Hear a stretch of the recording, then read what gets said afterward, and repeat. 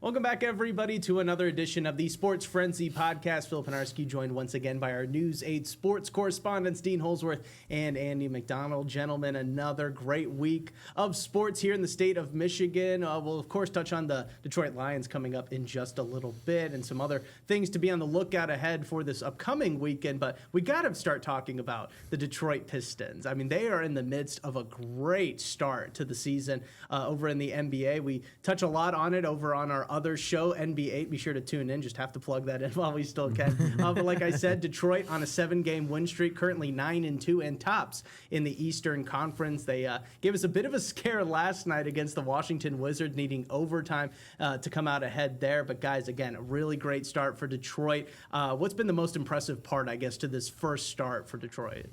I think for me, it's been like just kind of like the chemistry, and you got Cade and Jalen Duren stepping up and kind of leading this team.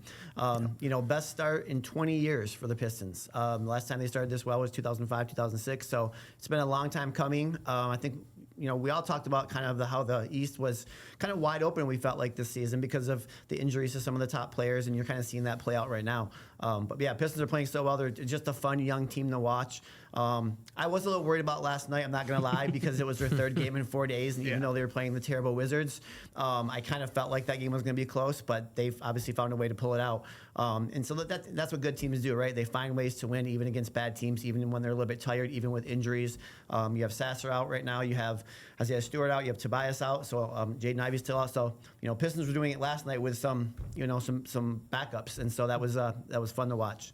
Yeah, it was definitely a lot of fun to watch, and I think they've just been fun to watch in general. What was it the other night? They had I forget how many dunks in a game, but it was like the most. Friday night it was like 24. Yeah, it was insane. So they've just been they've been doing it in every single way, and I think the most impressive thing we talked about it like coming into the season is just Cade Cunningham, that this team is going to live and die by him and how good he can be. And we talked about how he is definitely a star, and I think everybody kind of knew that coming into the year, but now he's getting into where he could be in that superstar conversation. I think with the way that he's playing right now. Yes, he did miss over 30 shots last night, which is ridiculous. But again, the difference is to me is he got banged up in that game and had to come out, and a lot of stars to be like, nope, I'm gonna rest it or not play, especially with the way that the NBA kind of just does that. And he's a leader, man. He's showing those leader categories. When the Pistons drafted him, I think if you were a Pistons fan, you wanted these things when they took him at the pick that they did. You wanted him to not just be like the talent that he is, but become a leader on the floor and kind of be the guy for this team in a superstar run league. And right now, last night, that's the kind of moment where it is like that. You're missing 6 of your normal guys. Obviously, Ivey's been out for a while, but nevertheless, the game-winning shot. Who? Exactly. So it's people that not the average fan is going to know making some big shots from. But for the most part, it was Cade. And that's why I think he gets a little bit of a pass last night, even missing that many shots, is because he kind of had to put the team on his back, and that's what leaders do in games that you're not going to Again, he could have just sat out and they could have just lost that game and be like, oh well, we're still 7-3. It's not that big of a deal. No, you want to win every game you have the chance to, and I've just been so impressed the way that he's been able to play. And obviously you can't say enough about the young guys. Jalen Duren, as you mentioned, Dean, he's been great, a lot better this year, and we've seen a lot less foul trouble and a lot more big numbers and stats put up. So if they can stay on this trend, that's the 10-game mark. I think you want to see it go a little bit further before you make a really big judgment. But wow, right now with Cade playing the way he's playing, it's hard to imagine this team's not going to be like an actual competitor at the end of the season. Yeah, crazy stat from last night, real quick. No player had taken more than 32 shots in a game before last night, and Cade obviously 46. Or whatever, but he had 46 points. Exactly.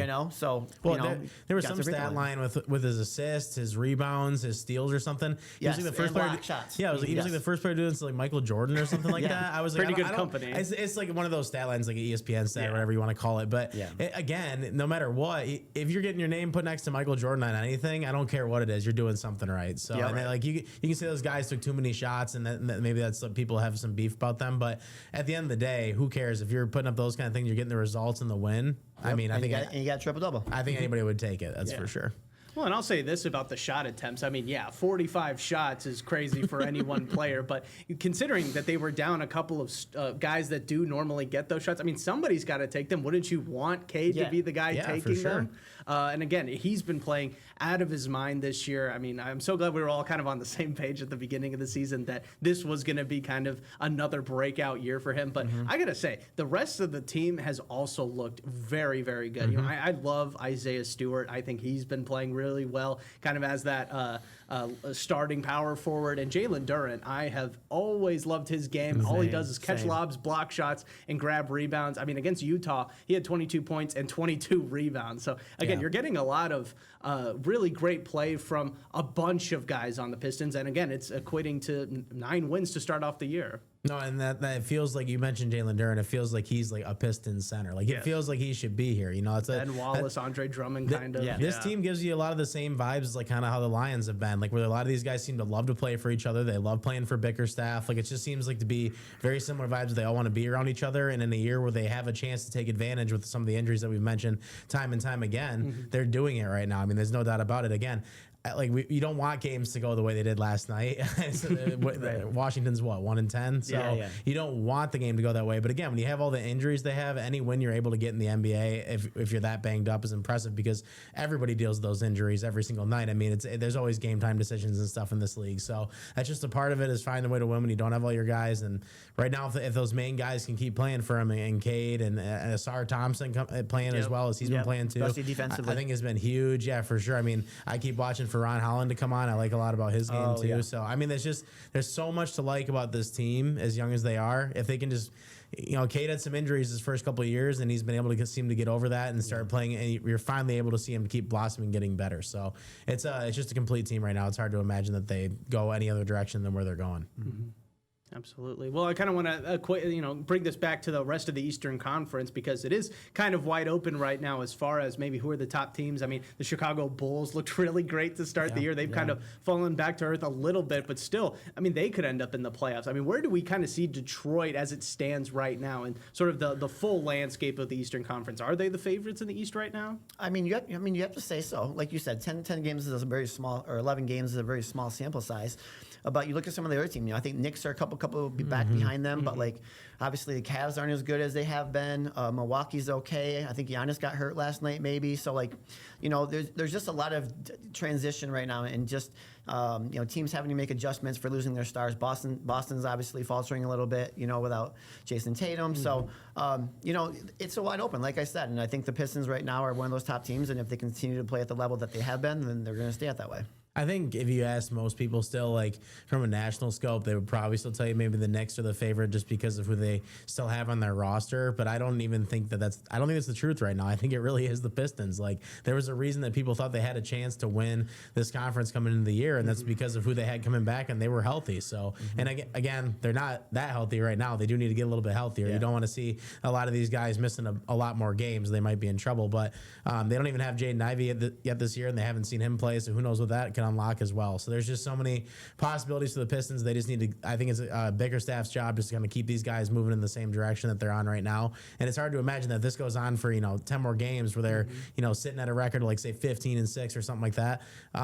It's hard to say that they wouldn't be the favorite at that point because that actually has some validity behind it, and it's been around for a while. Mm-hmm. So. Well, and some good chances now for some of these other guys to actually get in the game and kind of show off what they're able to do. So then when these guys do come back to being healthy, I mean, you could go, 10, 11 guys deep in a given game if you need it because you know that you've kind of got that backing up. So, again, you don't want the injuries, but maybe good to have them to start out the year maybe versus having them at the end of the year. Mm-hmm. Yeah, and you're seeing lots of supporting guys step up, right? Like Duncan Robinson's hitting, he hasn't been consistent, I think, shooting the three-point or the three ball, but like those games when he's actually making big shots. Karis LeVert hasn't done much, I think, lately. Not healthy so far, which has been the problem for him pretty much his whole career. 100%, yeah. But like I love Isaiah Stewart, one of the top leaders in block shots, like we kind of talked about. So there's lots of guys that are surrounding Cade that are helping the Pistons have this type of success. Yeah, Isaiah Stewart, that's a big name for me that needs to get healthy because he was unbelievable. I think that the opponents that were the people that were going against him this year, they were like averaging the second least like average points per game in the NBA. So I think he was close to leading block shots when he was healthy. So they need him back. That's for sure. Right. Well, from one winning franchise in Detroit to another one that's back in the win column, let's focus now on the Detroit Lions. They bested the Washington Commanders by a score of 44-22 on Sunday. I want to go over just some of the big stats from that game, especially on the offensive side of the ball. Jared Goff went 25 for 33 for 320 yards and 3 touchdowns. Jahmyr Gibbs added 142 yards on the ground and 2 more scores. Jameson Williams probably had the best day for a receiver and probably one of the best days he's had in his career. career. I mean, he caught a touchdown and averaged about 20 yards per reception that he had. He had 6 of them. And again, that defense, again, holding Washington to just 22 points and under 300 yards for that game. Guys, initial thoughts to the Lions getting back in the win column and kind of putting a statement win together. Yeah, I think coming into last week, I think I kind of closed with our segment of what we wanted to change. I said I wanted to see the play calling change. Well, they did a whole thing with that. That's for sure. I didn't know if the answer was going to be Dan Campbell doing that or not, but every time he's had to do that so far since he's been the head coach, it seemed to work out. He's a much better X's and O's guy than a lot of people give him credit for, and he proved it again. Obviously, everybody's been giving him crap about the glasses this week. That's just we kind should of funny. all wear glasses. Like yeah, that no, today. for sure. It would have been What's great. wrong with wearing glasses?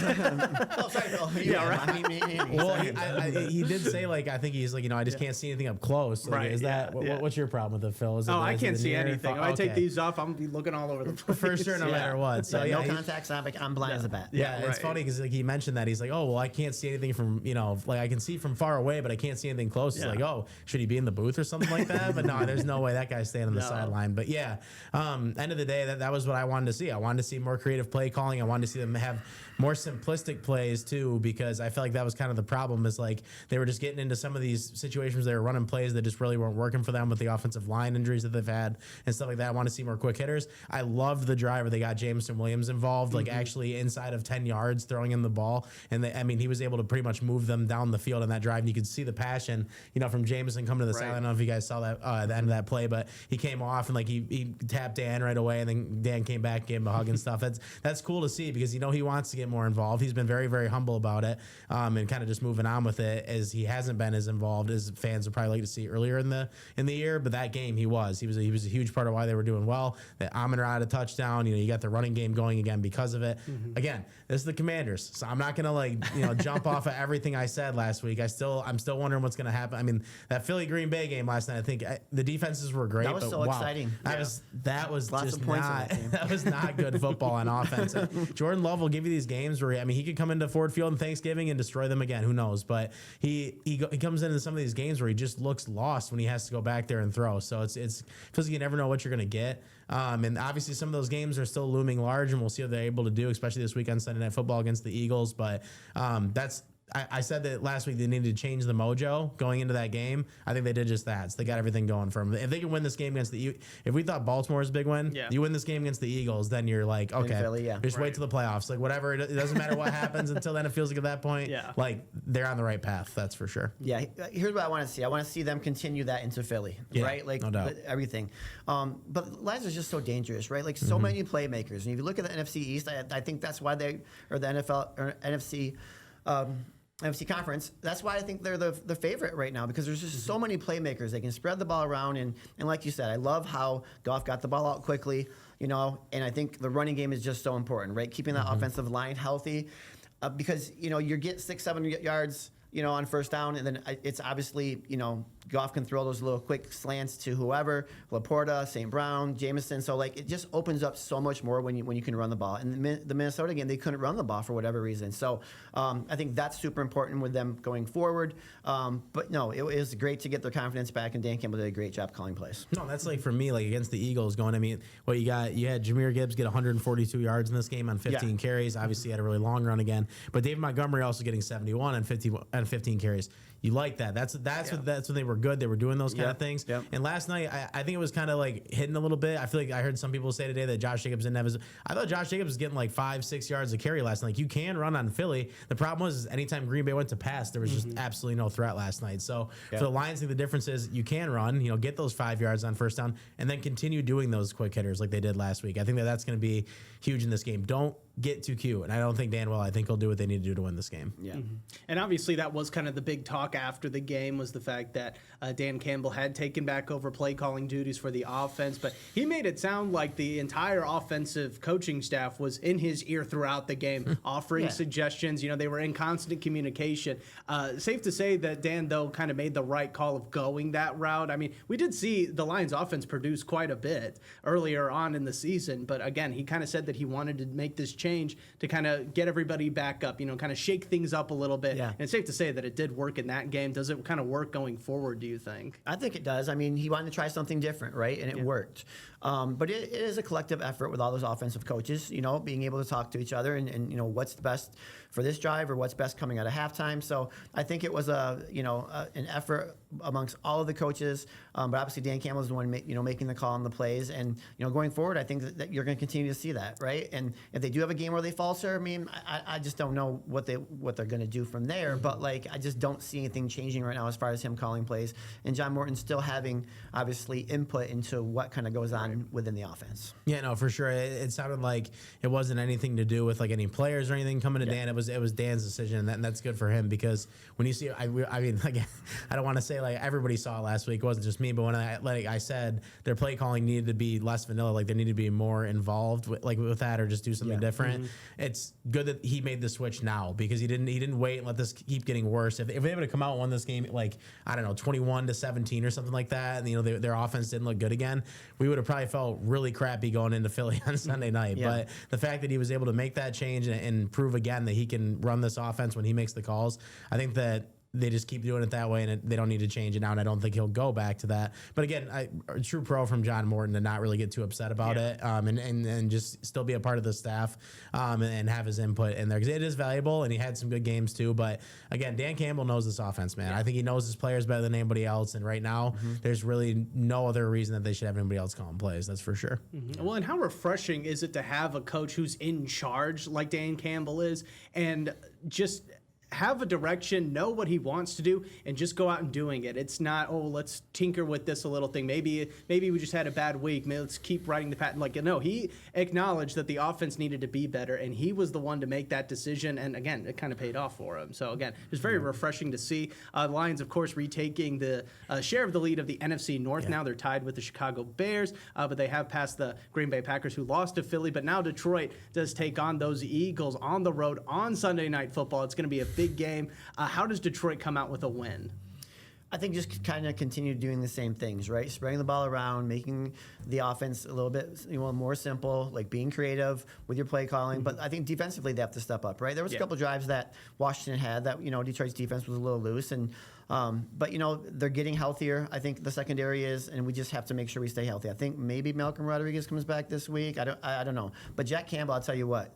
That man, he is a player. He's been playing so well, and he just actually dominates. And so, getting everybody healthy, and obviously with getting pressure on Jalen Hurts, we do struggle with running quarterbacks. So that's one thing we have to do, is make sure we contain Hurts and take away the big plays.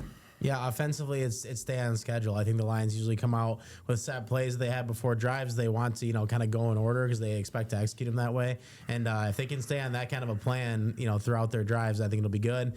When it does have to go offset, I think they just need, again, go back to those simplistic plays, easy plays between the sticks, because they'll get to go off. I mean, they were getting to Jordan Love last night, who's a lot more mobile. So if they have to, get off schedule with how they want to run their plays and stuff, it's got to be stuff that's quicker and not him holding the ball for a long time. But yeah, defensively, said it, Dean. I mean, it's going to be another test, because again, there'll probably be some guys that are out in this game. But last night, I mean, neither offense looked very good. I do think that both those defenses are very, very good, and that was a big part why they didn't look as good.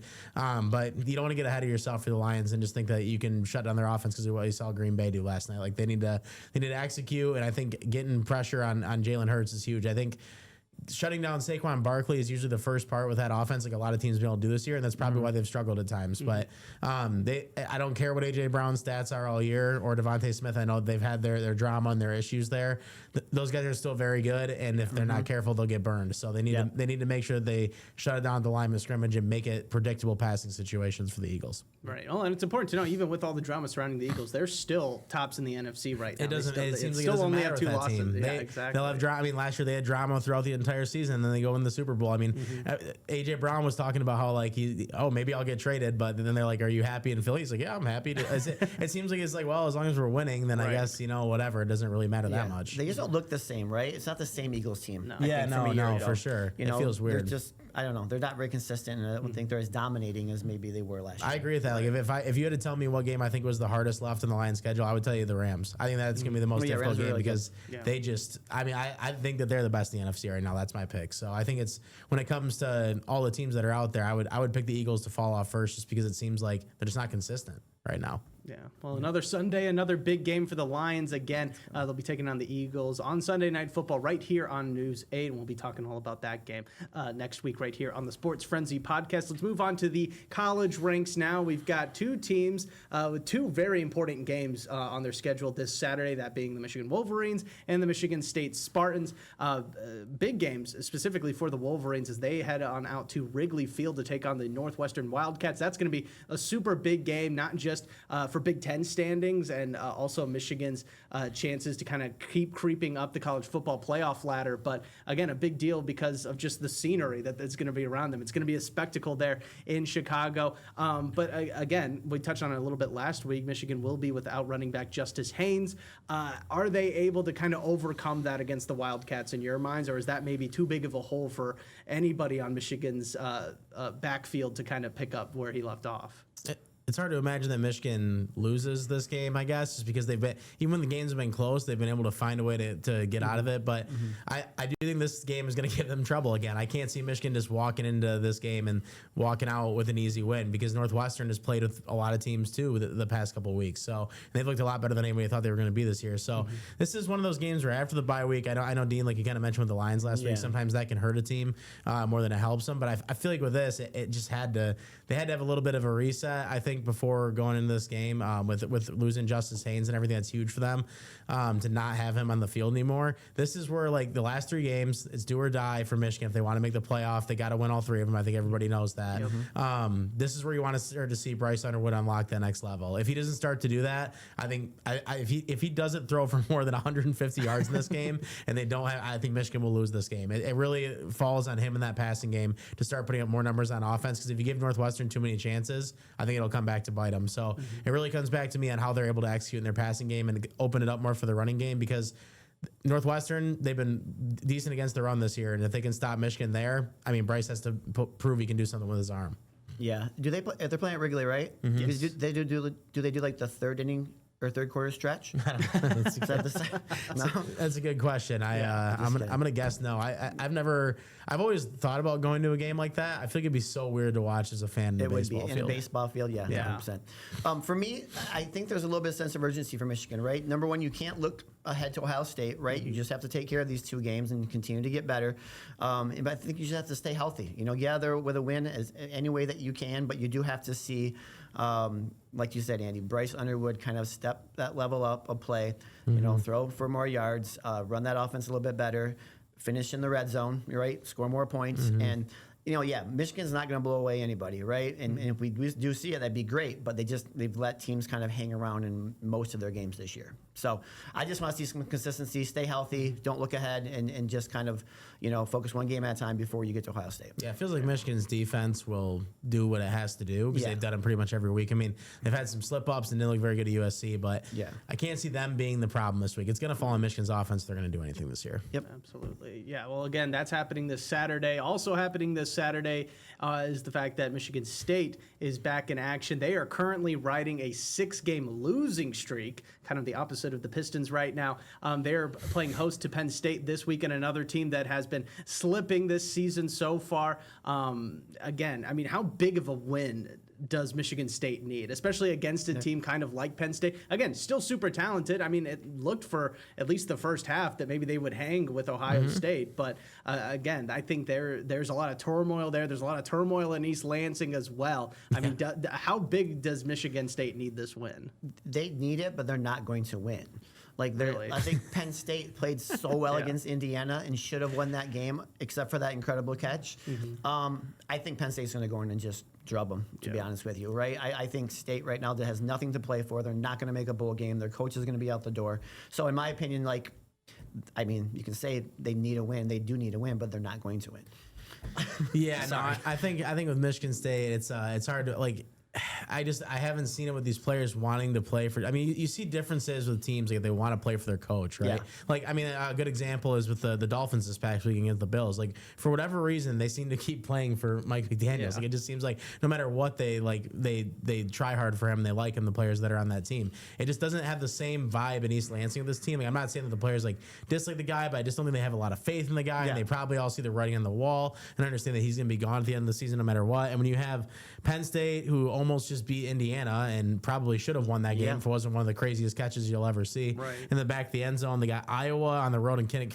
Okay. And then they got to play against Maryland after that. So, I mean, I just don't see a way that Michigan State even wins a Big Ten game this year at this point. I mean, it's hard to imagine that they do. And I think their season's already just kind of what it is. I don't really think there's a way that they can get like a big win to change anything. I think at this point, unless they win out. If they won all 3 games, went to Kinnick and won or something like that, I'm not saying that they're going to. Then they go to a bowl game. Yeah, and they would, and that would be absolutely huge, and that would probably change the complete direction of where Michigan State was going to go. But right now, I'm telling you, they already got their minds made up, and they know what they're going to do. So it's doesn't feel like there's really a big game left in their schedule to me. It just feels like they got to go out and finish the games that are scheduled for them. Yeah.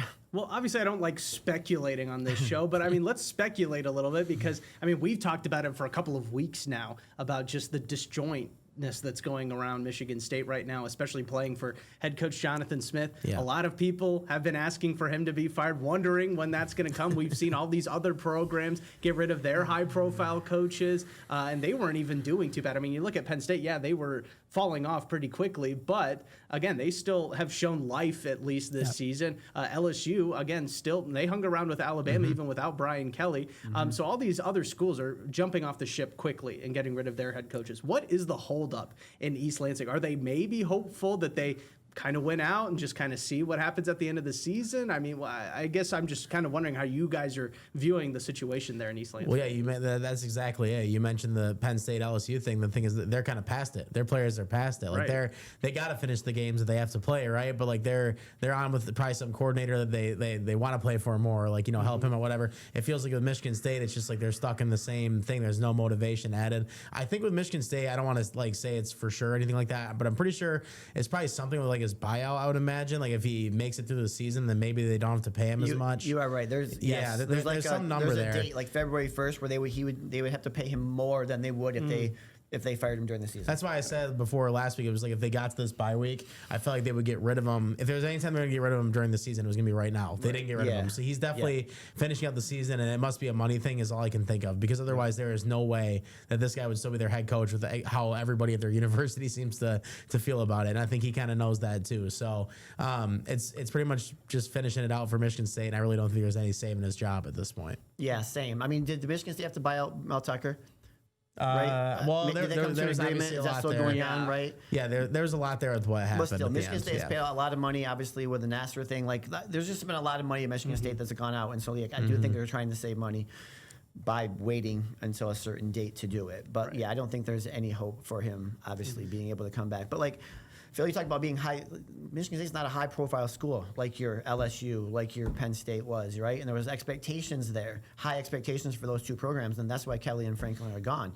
Michigan State, I don't think there was such high expectations because there's not a lot of talent in that program right now. Yeah, there's not.